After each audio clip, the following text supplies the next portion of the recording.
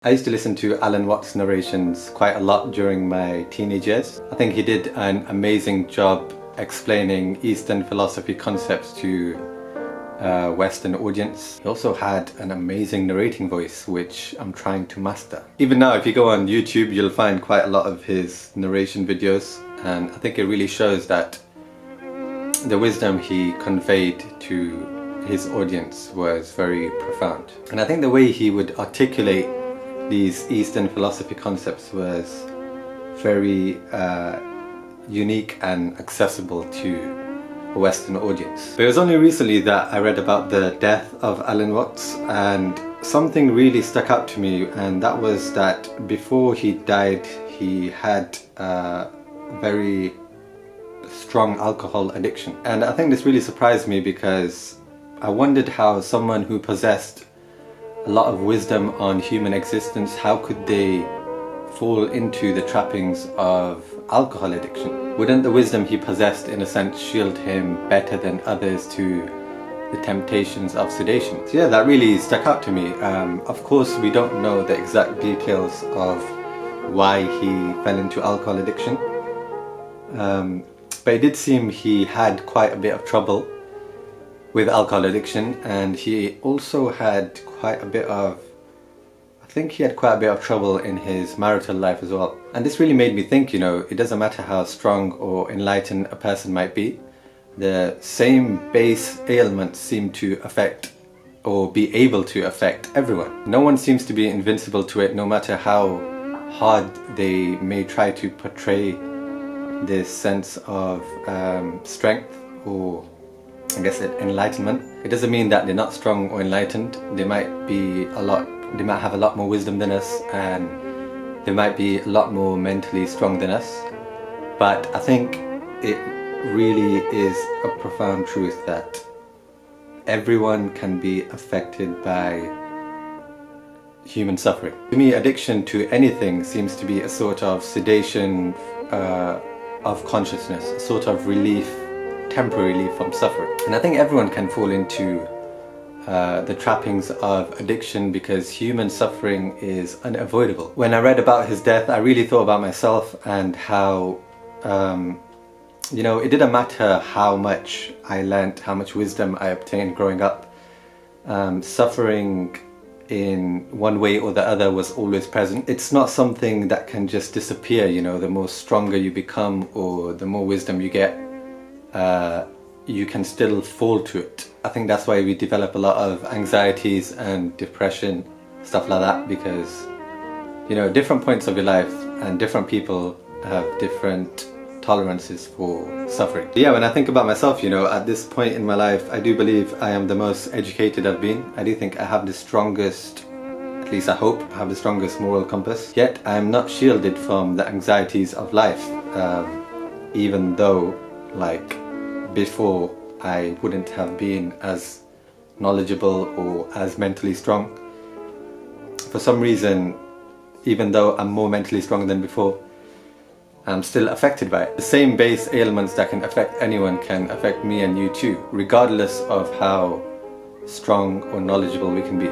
I think we do get confused about knowledge and wisdom. We seem to believe that when we do obtain a stronger, higher sense of self, that we will suffer less, but I don't think that's the truth. Suffering seems to be present throughout life in one way or the other, and I think a better way to look at it is knowledge and wisdom is not a shield for suffering, but instead to view it as a sort of structure to help guide yourself through suffering. As pessimistic as it sounds, there is no cure to suffering, because that's what being human is. We're all trapped by the same biology, the same anxieties, and there's no escaping it. Some of us can handle it better, some of us can handle it better at certain points in our lives, but in the end it can affect us all. And I do think it's a scary thought that suffering can even overcome the strongest of minds, the most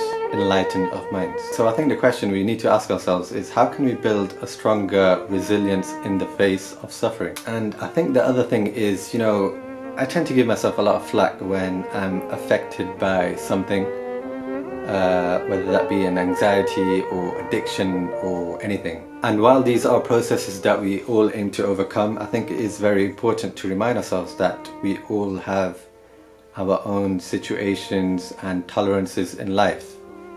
In a way, we understand ourselves best. Now, I'm not going to say anything about self-love here because I'm not so sure I understand the concept of self-love very much. But, you know, I will say, I think we do need to take it easy on ourselves when going through difficulties because life is very tough. Now, the other thing I wanted to talk about in this video was, it's not anything you don't already know, but I think it's a very important reminder to all of us, especially if you're going through difficulties right now. I know I definitely need to remind myself of this. So I notice when I'm upset, my mind tends to, and I think this happens to everyone actually, my mind tends to solely focus on what I'm going through, and this tends to magnify my upset. And when you're so focused on the difficulties you're going through, it's very hard to kind of realize that other people are also going through a lot of difficult times. It becomes harder to realize that I'm not the only one that's suffering. So a little story, I remember speaking to this guy once who, I remember he seemed to have everything I valued in life, but he wasn't as content as I'd have expected him to be. You know Maslow's hierarchy of needs, when all your fulfillments are fulfilled, you reach the stage of self-actualization, and it didn't seem like he was in a state of self-actualization. And actually asked him why. And to my confusion, he mentioned some things he was going through which were affecting him, but to my perspective, they were things that seemed very strange to be upset over. That was to my perspective. To his perspective, you know, that was his difficulty in life. And it made me realize that everyone seems to have their own difficulties based on the values that they have in their own lives. I might not understand their difficulties, it might not make sense to me because, you know, I'm not them. But to their value structure, it does affect them. You know, everyone is going through something. Everyone is constantly fluctuating from happy to sad. And I talked about this a little bit in the Sabr and Shukr video. I think listening to other people, what they're going through in life, lending them an ear, is so important because it doesn't disvalue what you're going through, but it really gives you perspectives and it helps you relate to them better.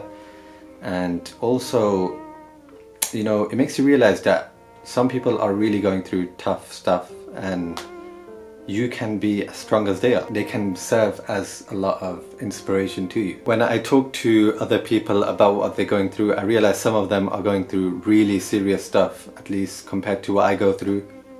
Yet they're able to hold it together really well. And, you know, this serves as a major inspiration to me. On the other hand, other people are not going through very difficult things, to my perspective at least, and they seem to be falling apart. And like I said, that really shows that we all have our own difficulties based on our own perspectives. Everyone has their own situations, everyone has their own tolerances, everyone has their own kind of ways to handle what they're going through. So yeah, I think listening to what other people are going through, especially people, you know, who are going through some serious problems, it makes you really grateful that, you know, you have certain things in life that you don't have the problems that they do, and it really does serve as inspiration that they can be really strong and hold it together, and you realize so can you. And you know, suffering is constant throughout life in different forms, so I think it's very important to remember when going through difficulties that this is what being human is about. That's why I like to call it the human condition. But yeah guys, hopefully I made sense in this video. Hopefully you learned something, and I'll see you again in the next one. Life is not really a contest to make yes triumph over no, to make the positive triumph over the negative.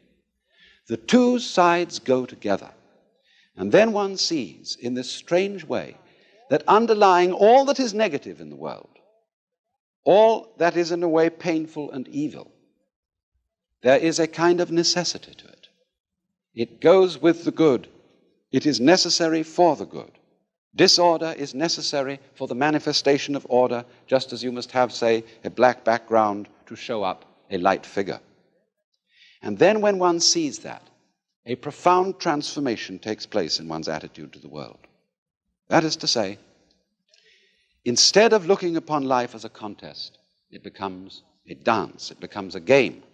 One doesn't withdraw from it, one doesn't stop living, but one goes into the game so that these revolving fishes are no longer trying to eat each other, but they're just going around dancing, having the biggest fun in the world.